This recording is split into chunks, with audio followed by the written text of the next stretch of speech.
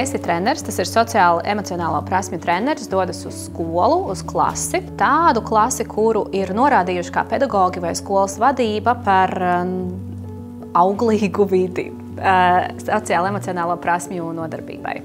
Manuprāt, mobbings ir fiziska, mentāla, seksuāla vardarbība pret cilvēku, kad cilvēks aizskar kādu, nepadomājot, kā tas var ietekmēt cita cilvēku dzīvi nākotnē. Kāda apcelšana, kur tu kādu apcelu un apsaukā un visādi aizskar. Manuprāt, mobbings ir emocionāla, fiziska un spirituāla vardarbība pret jauniešiem, it īpaši tas izceļas skolās un dažādās šādās sociālās vidēs, kur jaunieši pavada lielu daļu no savu laiku.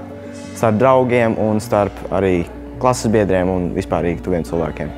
Manuprāt, mobbings jānovērš, tāpēc, ka tas var būtiski cilvēku ietekmēt tālākajā dzīvē, tas var tev sabojāt mentālo veselību, ja tas notiek pārāk daudz, pārāk bieži, pārāk intensīvi. Manuprāt, ir jānovērš mobbings, jo tas var izraisīt kādam bērnam, pusaudzim vai vienkārši cilvēkam vēlmi izbeigt dzīvi. Negatīvi ietekmē mājas dzīvi, tev mentālo veselību, attiecības starp tuviem cilvēkiem. Ja fiziski aizskar, tad tas vienkārši paliek atmiņā vienmēr un tikai daļa cilvēkiem, kuri tev ir aizskāruši, kuriem ir problēmas ar sevi un tāpēc viņi izvēlas tevi aizskart. Tas var likt viņiem būt ļoti bēdīgiem un tas var izraisīt depresiju un visādas mentālās veselības slimības. Protams, katrs cilvēks ir dažāds, viņam ir savi veidi, kā viņi var ar šo tikt galā.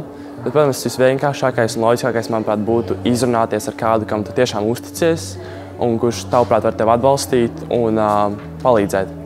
Skolēnā lielākie ieguvumi ir tie, ko viņi ir minējuši no vairākiem simtiem atsauksmju. Pirmkārt, ir iespējams ieraudzīt, iepazīt dažādas emocijas, jo atkarībā no vecuma posma skolēns bieži vien nemaz nezina, ka ir vairāk par 3 emociju vārdiem.